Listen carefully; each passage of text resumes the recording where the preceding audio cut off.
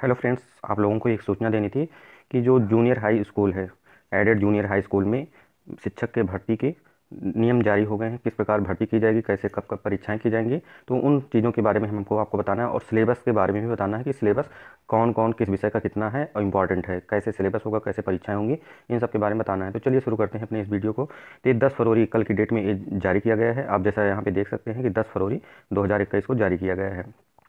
आगे इसमें देखते हैं कि क्या क्या नियम दिए गए हैं। कुछ नियम दिए गए हैं कि न्यूनतम अर्हता कितनी होगी। न्यूनतम अर्हता आपकी जो दी गई है जूनियर हाई स्कूल में, वो आपकी दी गई है स्नातक होना चाहिए। आपको क्या होना चाहिए, सहायक अध्यापक के पद भर्ती हेतु न्यूनतम शैक्षिक अर्हता स्नातक निर्धारित की गई है। तो स्नातक अगर आप रहेंगे, उसके बाद जो बीएड किए रहेंगे, उस बीएड में भी आप बीएड अनिवार्य है, और टीईटी भी आपको क्वालिफाइड जूनियर टीईटी किए रहना होगा, तो आप फॉर्म भर पाएंगे। लेकिन प्रिंसिपल बनने के लिए आपको 5 वर्ष का अनुभव होना चाहिए। 5 वर्ष का अनुभव, जब आपके पास 5 वर्ष का अनुभव रहेगा तभी भर पाएंगे। टोटल पदों की संख्या की बात करें, जो अभी तक आप लोग देखे हैं उसी तरह रहेगी।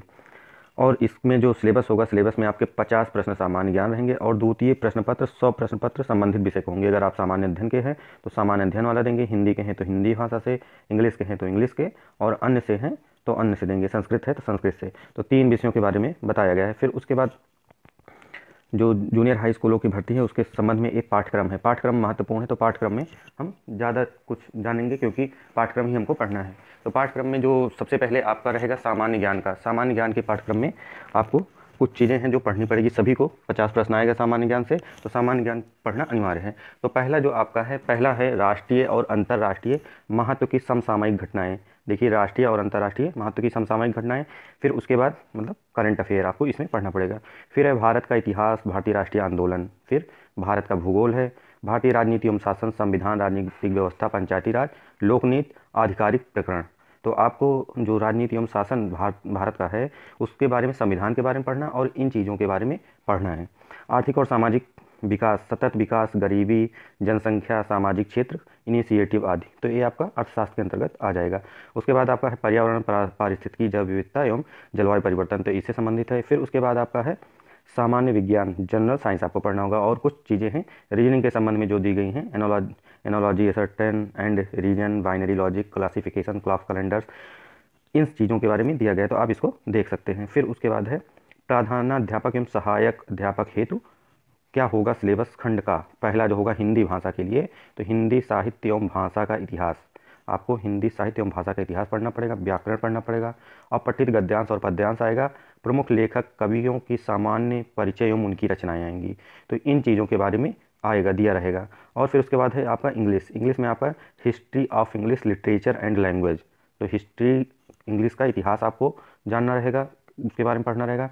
फिर उसके बाद यहाँ पर है grammar, unseen passage, writers general introduction and their work, इनके बारे में। उसी तरह संस्कृत में भी है, संस्कृत भाषा, साहित्य, इतिहास की जानकारी, व्याकरण, अपठित गद्यांश पद्यांश, प्रमुख लेखक कवि, उनकी रचनाएं और कृतियां क्या हैं। फिर उसके बाद चलते हैं सामाजिक अध्ययन वाले पेपर पे, जिसका सब्जेक्ट क्या रहेगा, सामाजिक अध्ययन। अभी तक मैंने बताया कि जिनका केवल भाषा से संबंधित रहेगा, हिंदी, अंग्रेजी या संस्कृत, उनका सिलेबस था, तो केवल वो सामान्य ज्ञान का पेपर देंगे और इसका देंगे, चाहे हिंदी का दे, चाहे इंग्लिश का, चाहे संस्कृत का। उसके बाद सामाजिक अध्ययन में जो जिन छात्रों का सामाजिक अध्ययन रहेगा, उनमें उनके छात्र में क्या देंगे, वो लोग इतिहास के जानने का स्रोत। सबसे पहले इतिहास की जानकारी हमें किन किन स्रोतों से प्राप्त होती है, तो साहित्यिक स्रोत होते हैं और पुरातात्विक स्रोत होते हैं, उनके अंतर्गत कई स्रोत आते हैं। तो इस तरह से आपको उसके स्रोत के बारे में जानकारी करनी होगी। फिर पाषाणकालीन संस्कृति, ताम्र पाषाणी संस्कृति, वैदिक संस्कृति क्या है, 6ठी शताब्दी ईसा पूर्व का भारत कैसा था, भारत के प्रारंभिक राज्य कैसे थे, भारत में मौर्यों की साम्राज्य की स्थापना कैसे हुई, कब हुई और किन परिस्थितियों में हुई, उसके बारे में। मौर्योत्तरकालीन भारत, मौर्य काल के पहले का भारत कैसा था, गुप्त काल, राजपूत कालीन भारत, पुष्यभूति वंश में जिसके आपके हर्षवर्धन हैं, दक्षिण भारत का राज्य, जो दक्षिण भारत के राज्य हैं, उनके बारे में आपको पढ़ना होगा। फिर उसके बाद है 6ठी शताब्दी का धार्मिक तथा सामाजिक विकास, इस्लाम का भारत में आगमन, दिल्ली सल्तनत की स्थापना, विस्तार एवं विघटन। फिर है मुगल साम्राज्य संस्कृति पतन, तो इनके बारे में आपको पढ़ना होगा। इसका सिलेबस सामाजिक अध्ययन का काफ़ी कुछ बड़ा है। उसके बाद है यूरोपीय शक्तियों का भारत में आगमन एवं अंग्रेजी राज्य की स्थापना, भारत कंपनी राज्य का विस्तार, भारत में नवजागरण, भारत में राष्ट्रवाद का उदय, स्वाधीनता आंदोलन, स्वतंत्रता प्राप्त भारत विभाजन। तो जितना टॉपिक दिया गया उस चीज़ से रिलेटेड केवल आपको पढ़ना। सबसे पहले आपको सिलेबस को कंप्लीट करना है, उसके बाद आप चाहे जो पढ़िए, पहले सिलेबस कंप्लीट करिए, रिवाइज करिए, क्योंकि टाइम बहुत कम है। पेपर कब होना है, पेपर होगा 11 अप्रैल को। आपका पेपर आपका 11 अप्रैल को होगा, तो बहुत ज़्यादा समय आपके पास नहीं बचा है, और 22 फरवरी से आपका आवेदन स्टार्ट हो जाएगा। 18 को आपका विज्ञापन आएगा। फिर उसके बाद है स्वतंत्र भारत की चुनौतियाँ, हम और हमारा समाज। फिर उसके बाद है ग्रामीण एवं नगरीय समाज, रहन सहन ग्रामीण नगरीय, स्वशासन। तो इनके संबंध में आपको पढ़ना पड़ेगा। फिर आगे देखते हैं क्या क्या है। फिर आगे है जिला प्रशासन, हमारा संविधान, केंद्रीय राज्य शासन व्यवस्था। तो ये आपको संविधान के अंतर्गत मिलेंगे। भारत में लोकतंत्र, देश की सुरक्षा एवं विदेशी नीति, वैश्विक समुदाय एवं भारत, नागरिक सुरक्षा, यातायात सुरक्षा, दिव्यांगता, सौर मंडल आ गया, भूगोल आ गया आपका यहाँ से, पृथ्वी ग्लोब, पृथ्वी पर स्थानों का निर्धारण, पृथ्वी की गतियाँ, मानचित्रण, पृथ्वी के 4 परिमंडल, जो 4 परिमंडल हैं उनके बारे में पढ़ना है, स्थल मंडल, पृथ्वी की संरचना, पृथ्वी के प्रमुख स्थल रूप, तो इनके बारे में आपको पढ़ना पड़ेगा। फिर है विश्व में भारत, भारत का भौतिक स्वरूप, मृदा उर्वरक का प्रयोग एवं महत्व, वनस्पति एवं अन्य जीव, भारत की जलवायु, भारत में आर्थिक संसाधन, यातायात, व्यापार एवं संचार। फिर है उत्तर प्रदेश, यूपी स्पेशल में, भारत में स्थान, राजनीतिक विभाग, जलवायु, मृदा, वनस्पति, वन्य जीव, कृषि, खनिज, उद्योग धंधे, जनसंख्या एवं नगरीकरण के संबंध में क्वेश्चन आएगा। ये आप एनसीईआरटी से, अगर आपका बेसिक जैसे कमज़ोर है तो आप एनसीईआरटी भी इसमें पढ़ सकते हैं। जो एनसीईआरटी दी गई हैं किसकी, 6 से लेकर 12 तक, उसके अगर आपको टाइम मिलता है तो उसको पढ़िए, नहीं तो फिर आप 11-12 की एनसीईआरटी से भी काम चला सकते हैं। ज्योग्राफी जो 11-12 की एनसीईआरटी है वो इंपॉर्टेंट है, बहुत ही अच्छी जानकारी इसमें दी गई, तो उसके बारे में पढ़ सकते हैं। वायुमंडल, जलमंडल, संसार के प्रमुख प्राकृतिक प्रदेश एवं जनजीवन, तो ये सब उसमें आपको मिल जाएगा। फिर आगे देखते हैं, क्योंकि सामाजिक अध्ययन का जो सिलेबस है थोड़ा बड़ा है। फिर उसके बाद है खनिज संसाधन, उद्योग धंधे, भारतीय अर्थव्यवस्था में उसकी चुनौतियाँ, पर्यावरण एवं प्राकृतिक संसाधन उपयोगिता, प्राकृतिक संतुलन, संसाधनों का उपयोग, जनसंख्या वृद्धि, पर्यावरण पर प्रभाव और पर्यावरण प्रदूषण। फिर है अपशिष्ट प्रबंधन, आपदाएं, पर्यावरणविद, पर्यावरण के क्षेत्र में पुरस्कार, पर्यावरण दिवस, पर्यावरण कैलेंडर। तो इन सब चीज़ों के बारे में, पर्यावरण के बारे में आपको ज़्यादा जानकारी जाननी आवश्यक होगी। फिर उसके बाद आपका है गणित का सिलेबस। गणित का सिलेबस जो दिया गया है, गणित के सिलेबस में क्या है, प्राकृतिक संख्याएँ, पूर्ण संख्याएँ, परिमेय संख्याएँ, पूर्णांक, कोष्ठक, लघुत्तम समापवर्त एवं महत्तम समापवर्तक, वर्गमूल, घनमूल, सर्व संख्याएं, बीज गणित अवधारणा में चर संख्याएं, अचर संख्याएं और चर संख्याएं की घात, बीजीय व्यंजकों को जोड़ घटाना, गुणा भाग, बीजीय व्यंजकों पद एवं पदों का गुणांक, सजातीय एवं विजातीय पद व्यंजकों की डिग्री, 1, 2 त्रिपदीय व्यंजकों की अवधारणा। फिर है युगपत समीकरण, वर्ग समीकरण, रेखीय समीकरण, समांतर रेखाएं, चतुर्भुज की रचनाएं, त्रिभुज, फिर वृत्त और चक्रीय चतुर्भुज, वृत्त की स्पर्श रेखाएं, अनुपात, समानुपात, प्रतिशतता, लाभ हानि, साधारण ब्याज, चक्रवृद्धि ब्याज आदि, इन सब के बारे में आपको पढ़ना होगा। फिर आपका है सांख्यिकी, आंकड़ों का वर्गीकरण, पिक्टोग्राफ, माध्य, माध्यिका, बहुलक, बारंबारता, पाई, दंड, चार्ट, अवांगीकृत आंकड़ों का चित्र, संभावना, प्रायिकता जिसको कहते हैं, ग्राफ, दंडारेख, मिश्रित दंडारेख आदि।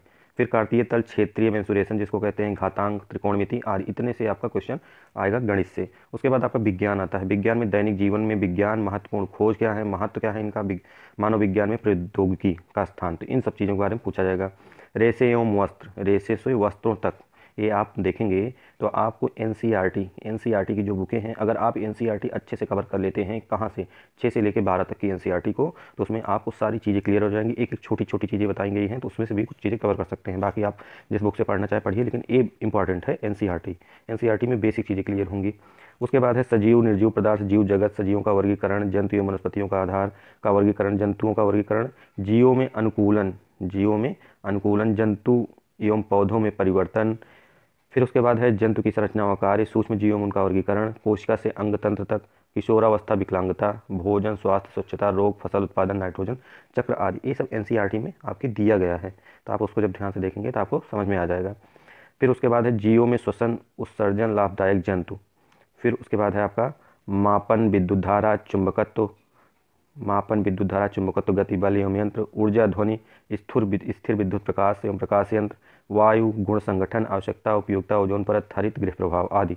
जल आवश्यकता, उपयोगिता, स्रोत क्या है इसके जल के, प्रदूषण, जल संरक्षण, इन सब के बारे में। फिर पदार्थों का समूह, पदार्थों का पृथक्करण और पदार्थों की संरचना एवं प्रकृति, इन सब के बारे में आपसे पूछा जाएगा।